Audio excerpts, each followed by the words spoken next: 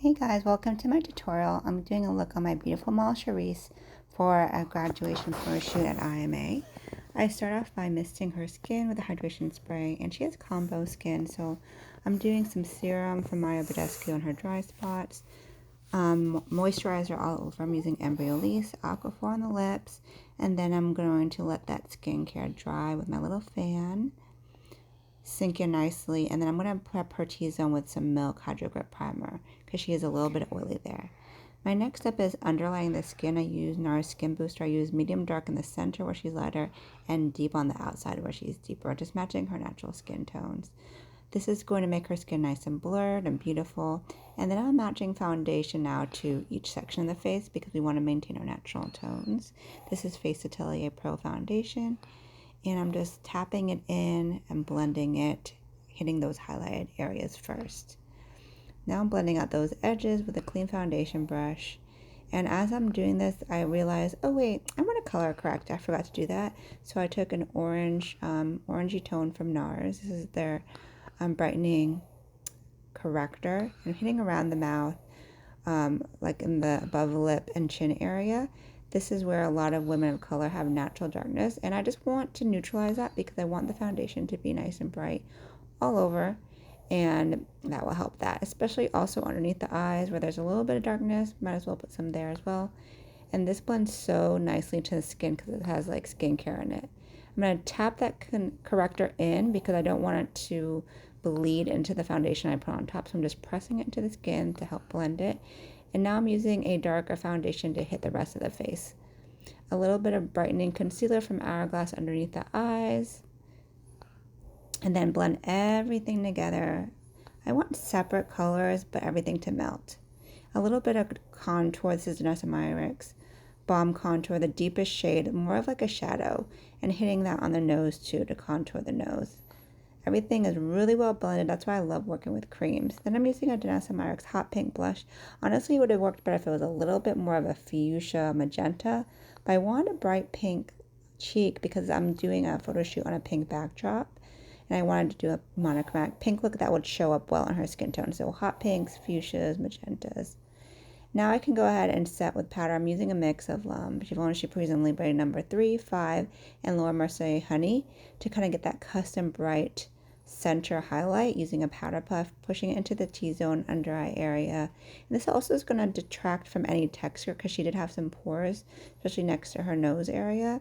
And the rest of the face I'm using NARS Mountain, which is a darker translucent to kind of match that area. I'm using hot pink blush from Kevyn Aucoin to set the blush. I set all the creams with their matching powders. That helps make it last, that helps make it blend better and stand out more. And that wasn't giving me the impact I wanted, so I do come in with an actual eyeshadows to bring more color impact to the cheeks. And then I emphasize a contour with Beauty Bakery. They have some contour bronzers, which have a teeny bit of shimmer in them, which I like because it kind of makes it more skin tone like. And then a little shimmer on the cheekbone. It's like a bronzy shimmer also from Beauty Bakery. Missed the face because I definitely set it with a bunch of powder. I want to bring the skincare finish back. And I just reset those areas where the pores want to peek through with whatever's left on my powder puff. Now I'm going to prime the eyes. I used Juvia's Place medium primer, and it was a little bit too light for her, so I ended up dipping that same brush into her foundation just to tint it. I don't like an ashy eye, but I do like a brighter eye that will pick up color better.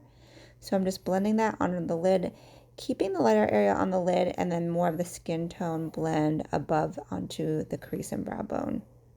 Now I'm going in with that hot pink blush in the crease. I love to put the blush in the crease. I think it just brings the eyes and cheeks together.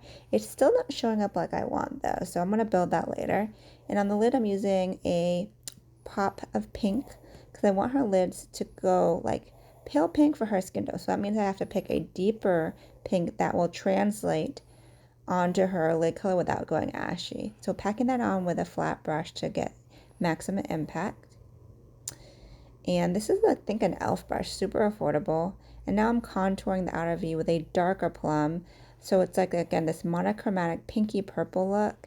I love to wing out an eyeshadow. I think it brings everything together, extends the eye, and then I'm reblending that crease color in there. In the tear duct, I'm using a pop of shimmer from Huda Beauty. I love a mix of matte and shimmer on the face and the eyes, even on the lips.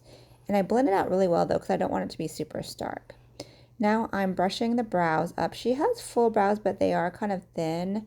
So I want to fill in any sparse areas. First, I go in with a dark brown pencil from MAC. This is Stud, one of my go-to eyebrow colors. As you can see, I put a powder puff on my pinky because I'm resting it on her face. I don't want to disturb the foundation and all of the complexion that I had done.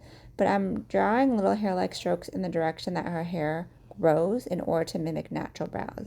Whenever I do my models, I do love a really fluffy brow, a really organic brow. I think it looks super high-end and really natural. So as you can see, I'm just drawing little hair-like strokes to match what she's got already going on, and that's going to do the bulk of the filling in. And then I go in with a black brow pencil from NYX. This is going to give me a little bit more contrast. So the dark brown was the fill, and this is like the contrast color to give like that microblade look. And I just go in right on top of where I had put the brown, and this is a darker color, so it's going to pop on top better. And this is how you get realistic brows. I usually try to use two colors, a lighter and then a darker. Like I said, one is a background fill, and then the other one is to give the actual real hair-like strokes. Then I'm using my Milk Brow Gel Clear just to kind of make sure everything's in place. And I conceal under the brows using a really thin liner brush. This is Graftobian foundation that I'm using like as a concealer. And it's a highlight tone for her, a lighter tone that goes on her brow bone. And I'm using this to clean up the brow shape and act as her brow bone highlight. And then I'm blending it down as kind of like the eyeshadow color. And then I'll set that with a nude matching eyeshadow. This just cleans up the eyebrow look and brings everything together. And once I'm done with that, I'll move to the top of the brows, and I'm going to use a darker foundation from Graftobian that matches the foundation shade up there and cleaning that up. I went to the eyeliner next using that same precise eyeliner brush. I'm using Inglot Gel Liner. I need to get a new one. This one's kind of dried out, so I have to use my Duraline. And honestly, it makes it difficult to do. I just need to get a brand new gel liner. But I try to keep it really thin because this is supposed to be kind of like a fresh look. And I like the definition of eyeliner. I just don't want it to be like super bold and take over the whole eye look. So I'm really focusing it low and thin on our lower lashes. And then I'm making a tiny wing on the outside. So you can see it right here, just really trying to make it nice and precise. I end up going over that later on to kind of make it a little bit more purpley. You'll see that to make it match the rest of the eye. And apologies if the camera goes light. Whenever my face goes in front of the camera, it turns this light color. But I wanted to really show you the time I take to put eyeliner on. I don't rush it. One of my tips is if you're not great at gel liner or liquid, you can do this with an eyeshadow too. So then I use this Essence liner, and I had this great idea to put a nude in a waterline to just kind of keep it bright. But once I did it, I was like, oh, this is way too bright. Even though it's not white, it's nude, it was still too bright, contrasting on her skin tone. So I ended up fixing that later. But in the meantime, I'm taking this other dark purpley color from Essence, and I'm just doing the outer third of her lower lash line, and I'm softening that with like a purpley pink shadow. I don't want to close off the eye, but I do want some definition on the bottom. So I love a smudged out outer third of the lower lash line that kind of coordinates with the shadows on top.